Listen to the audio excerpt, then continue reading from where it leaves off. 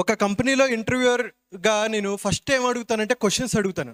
నాకు అదొక కొంచెం అలవాటు. సో తమ్ముడు,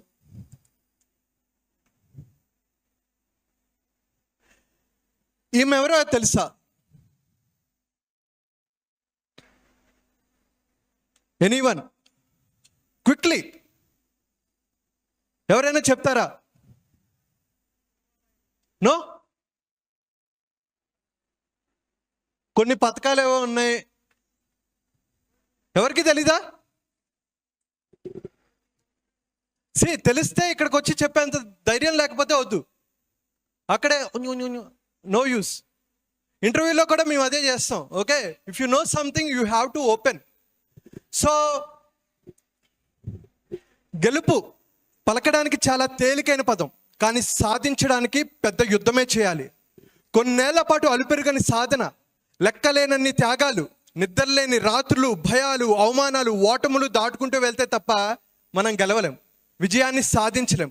అలాంటిది కాళ్ళు చచ్చుబడిపోయి చక్రాల కుర్చీలో ఆ విజయం సాధించడం అంటే నిత్య పోరాటమే. ఆ విజయం ఒక అద్భుతమే, ఎన్నో కోట్ల మందికి ఆదర్శమే. పారా ఒలింపిక్స్లో మొదటిసారి పాల్గొని 2 పథకాలు సాధించిన ఏకైక భారతీయ మహిళగా చరిత్ర సృష్టించిన అవని లేఖరా గారి గురించి తెలుసుకుందాం మనం. సో అవని లేఖరా, నన్ను ఫోకస్ చేయండి, తర్వాత చెప్పు. నన్ను ఫోకస్. సో అవని లేఖరా గారు 2001లో జైపూర్లో జన్మించారు. వాళ్ళ నాన్నగారు ప్రభుత్వ ఉద్యోగి. అయితే జైపూర్ నుంచి ధోల్పూర్ అనే ఊరికి ట్రాన్స్ఫర్ అవుతే కారులో వెళ్తూ ఉంటారనమాట. సడన్గా ఒక పెద్ద యాక్సిడెంట్ అవుతుంది. విషాద సంఘటన ఏంటంటే తనకి వెన్నుముక్కకి గాయం జరుగుతుంది 10 సంవత్సరాలు అప్పుడు. డాక్టర్స్ ఏం చెప్తారంటే వెన్నుముక్కకి గాయం జరగడం వల్ల తన కాళ్ళు చచ్చుబడిపోయాయి అంటారు. వాళ్ళ అమ్మగారు చాలా బాధపడతారు. ఈ 7 నెలల్లో తిరగని హాస్పిటల్ లేదు, చేయించుకొని సర్జరీ లేదు, మింగని టాబ్లెట్ లేదనమాట. అన్ని బాధలు పడినా సరే ఆటలన్నా డాన్స్ అన్నా ప్రాణం పెట్టి అవనిని అలా కుర్చీలో చూడలేకపోయింది వాళ్ళ మదర్. అప్పుడు ఏం చేస్తారంటే డిఫరెంట్ బయోగ్రఫీస్ చెప్పడం, ఇన్స్పైరింగ్ స్టోరీస్ చెప్పేవారు. ఆ టైంలో అవని గారు ఒక పుస్తకం చదువుతారు. ఆ పుస్తకం ఏంటంటే ఆ పుస్తకం ఏంటంటే ఏ షార్ట్ అట్ హిస్టరీ. 2008లో మొట్టమొదటిసారిగా మనకి గోల్డ్ మెడల్ సాధించిన అభినవ్ బింద్రా గారి life story A short at history book చదివి అప్పుడు పట్టుకున్న గన్ ఈ రోజు వరకు వదలలేదు. తన కాళ్ళు చచ్చుబడిపోయినా, నడవలేకపోయినా, ఆర్థికంగా వెనకడుగేసినా సరే ఆ రోజు పట్టిన గన్ ఈ రోజు వదలలేదు. ఏ స్థాయిలో పట్టారంటే మొట్టమొదటిసారి 2020 పారా ఒలింపిక్స్లో పాల్గొని 2 పథకాలు, ఒకటి గోల్డ్ అండ్ ఒకటి బ్రాంజ్ మెడల్ సాధించిన ఏకైక భారతీయ మహిళగా చరిత్ర సృష్టించింది. ఒకటే మాట ఆమె చెప్తారు, అవిటితనం అంటే కాళ్ళు లేకపోవడం కాదు, లక్ష్యం లేకపోవడం. నీకు అన్నీ ఉన్నా సరే నా వల్ల కాదు, నేను చేయలేను అని చెప్పి నీ కుర్చీలో నువ్వు కంఫర్ట్ జోన్లో బ్రతుకుతే నువ్వు ఒకటి అవిటివాడివి. అటువంటిది ఆమె చిన్న వయసు 10 సంవత్సరాల్లో యాక్సిడెంట్ అయ్యి కాళ్ళు చచ్చుబడిపోతే 19 సంవత్సరాలకి ఆమె శిఖరం స్థాయికి వెళ్ళారు. ఒకసారి నెక్స్ట్ పిక్ చూపు.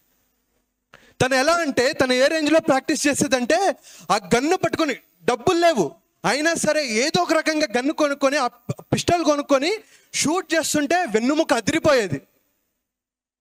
అయినా సరే ఆమె 2021లో రాజీవ్ ఖేల్ రత్న అవార్డు అందుకున్నారు. 2022లో పద్మశ్రీ అందుకున్నారు. సో వీళ్ళందరి గురించి మనం తెలుసుకోము, ఎందుకంటే మన టైం, మన ఎనర్జీ మనం వేరే వాటి మీద పెడుతున్నాం కాబట్టి. I felt so sad we don't know about Avani Lekhara. ఎంతమందికి తెలుసు?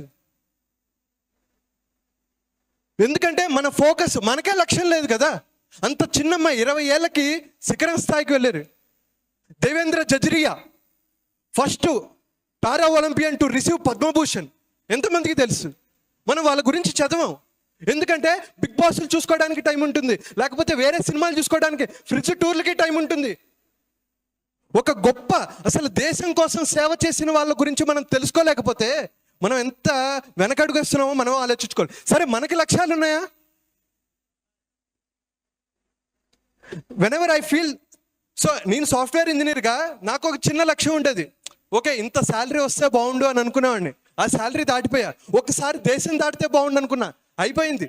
వీళ్ళందరూ అనుకుంటారు చాలా మంది, నువ్వేంట్రా, నీకు చెప్పడానికి అర్హత ఏంట్రా అని చాలా మంది అడుగుతూ ఉంటారు కామెంట్లో కొన్నిసార్లు. I don't even care, I don't worry.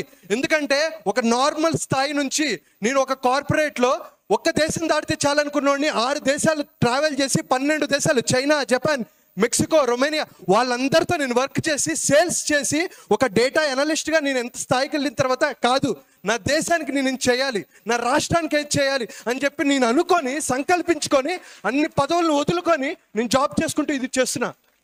ఎందుకంటే నా లక్ష్యం నా రాష్ట్రాన్ని, నా దేశాన్ని ముందు స్థాయిలో పెట్టి. వెనెవర్ నేను హాంకాంగ్ ఎయిర్పోర్ట్ ఉన్నప్పుడు, నేను కొంతమంది చెప్తుంటాను, హాంకాంగ్లో తిరిగినప్పుడు నాకు అసలు నిద్ర పట్టలేదు. అరే ఏంటి అసలు, వాళ్ళు ఎక్కడున్నారు, మనం ఎక్కడున్నాము. జపాన్ వాళ్ళతో వర్క్ చేస్తుంటా, వాళ్ళు ఏం గొప్ప తెలివైన వాళ్ళు కాదు, కానీ డిసిప్లైన్, ఎంత డిసిప్లైన్గా ఉంటారంటే అంత డిసిప్లైన్గా ఉంటారు. మనం రోడ్డు మీద ఫోన్ మాట్లాడుతూ బండి నడుపుతూ ఉంటాం, చెత్త మనమే అక్కడేసి 10 రోజులు చెత్త వేసింగానే అరే ఎవడరా చెత్త వేసింది అని చెప్పి వేరే వాళ్ళని తిట్టుకుంటూ ఉంటాం. మనం సిగ్నల్స్ ఫాలో అవ్వం, వేరే వాడికి హెల్ప్ చేసే అసలు వేరే వాళ్ళకి హెల్ప్ వదిలేయండిలే, కానీ మన లక్ష్యాలను మనమే తీర్చుకోలేము. సో నేను ఇప్పుడు నేను ఎక్కువ సుమన్ టీవీలో బయోగ్రఫీస్ చెప్తుంటా. చాలా మంది అంటారు, అరే నువ్వు వేరే వాళ్ళ గురించి చెప్తావంటే నీ గురించి చెప్పరా అని. ఎందుకంటే నాకు బాధ వస్తుంది, అలాంటి వాళ్ళ గొప్ప చరిత్రలు, భగత్ సింగ్ గారి గురించి కానీ, మోక్షగుండం విశ్వేశ్వరయ్య గారి గురించి. నిన్న నేను ఒక అద్భుతమైన వ్యక్తి గురించి చెప్పా. హుండై కార్లు ఎంతమందికి తెలుసు? అందరికీ తెలుసు. కానీ ఒకసారి మీరు ఎలా బ్యాక్ ట్రాక్ చేయాలంటే మీ లైఫ్లో ఒక గొప్ప స్థాయికి వెళ్ళాలి అంటే హుండైని ఎవరు స్థాపించారు, ఒకసారి ఆయన కథ చదవండి. తను ఒక సాధారణ కుటుంబంలో జన్మించి అసలు వ్యవసాయం, రోజుకి 17 గంటలు వ్యవసాయం చేసిన ఒక్క పూట కూడా తినడానికి భోజనం లేకపోతే ఈ జీవితం నాకు వద్దు అని చెప్పేసి ఇంట్లో నుంచి పారిపోయిన 18 ఏళ్ల కుర్రాడు ఎలా పారిపోయాడో తెలుసా? 3 సార్లు ఇంట్లో నుంచి పారిపోతే వాళ్ళ నాన్న వెతికి పట్టుకొని తెచ్చేవాడు, మళ్ళీ పారిపోయాడు, మళ్ళీ తెచ్చేవాడు. ఈసారి వాళ్ళ నాన్నకి ఇష్టమైన ఆవుని 71 రూపాయలకి అమ్మేసి సియోల్కి ట్రైన్ టికెట్ కొనుక్కొని పారిపోయిన 18 ఏళ్ల కుర్రాడు ఏం పని చేయాలో అర్థం కాక ఒక కన్స్ట్రక్షన్ వర్కర్గా, ఒక డెలివరీ బాయ్గా, ఒక మెకానిక్గా పనిచేసి కొన్ని సంవత్సరాల తర్వాత సౌత్ కొరియాలోనే రిచెస్ట్ పర్సన్ అయ్యాడు. వీడు 6th క్లాస్ వరకు చదివాడు, వీడికి బిజినెస్ గురించి ఏం తెలుసు, ఇన్ఫ్లేషన్ గురించి ఏం తెలుసు అని హేళన చేస్తే ప్రపంచంలో నెంబర్ 1 అయిన షిప్ యార్డ్ నిర్మించాడు, Ulsan shipyard. You Google it, what is the biggest shipyard in the world? Ulsan shipyard, constructed by Hyundai constructions. ఆయన గురించి చదవండి, అద్భుతంగా ఉంటుంది. ఎన్ని ఫెయిల్యూర్స్, ఎన్ని అవమానాలు. జపాన్ వాళ్ళతో ఒకప్పుడు సక్సెస్ అవ్వడం చాలా కష్టం నిజం చెప్పాలంటే, ఎందుకంటే యుద్ధాలు జరిగేవి, వేరే దేశాలు ఆక్రమణలో ఉండేవి. South Korea one of the poorest country once upon a time. ఏషియాలోనే పూరెస్ట్ కంట్రీ సౌత్ కొరియా ఒక టైంలో. అలాంటి కంట్రీ ఎకానమీని ఒక వ్యక్తి మార్చాడు.